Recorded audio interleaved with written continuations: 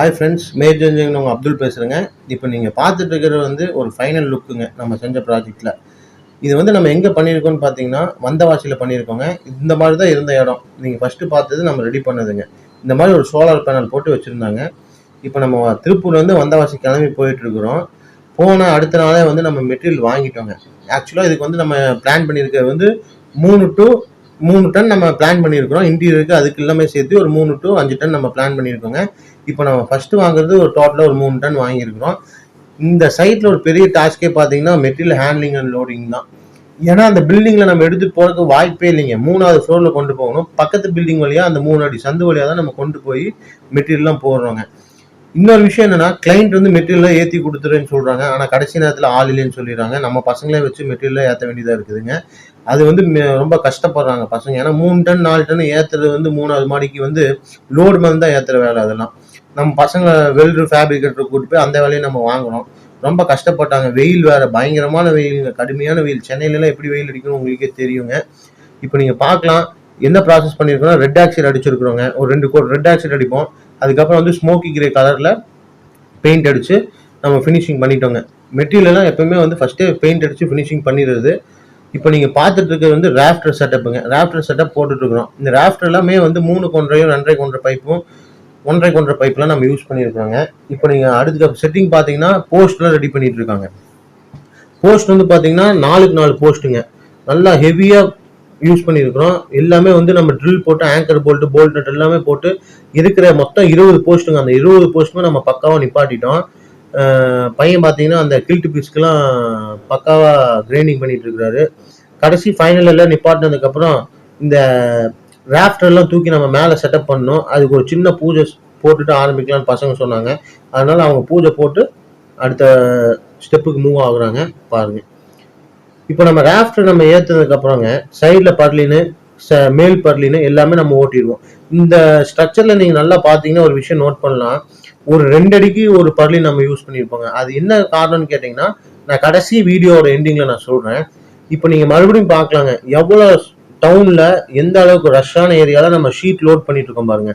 அதே மாதிரி சந்து வழியாக தான் நம்ம உள்ளே போய் மறுபடியும் அந்த ஷீட் எல்லாமே வந்து அந்த பக்கத்து பில்டிங் வழியாக தான் நம்ம எடுத்துகிட்டு போகணும்.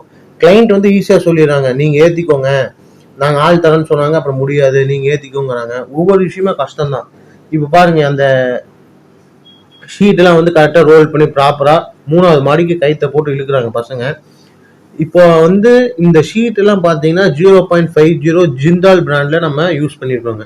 இதுக்கு நல்ல குவாலிட்டி 0.50 தான். அந்த திக்னஸ் தான் நம்ம யூஸ் பண்ணியிருக்கோம். என்னென்ன கலர்னு பார்த்தீங்கன்னா கிரே வித் ஒயிட்டுங்க. சைடு ஷீட் எல்லாமே வந்து கிரே ஒயிட்னு வரும்.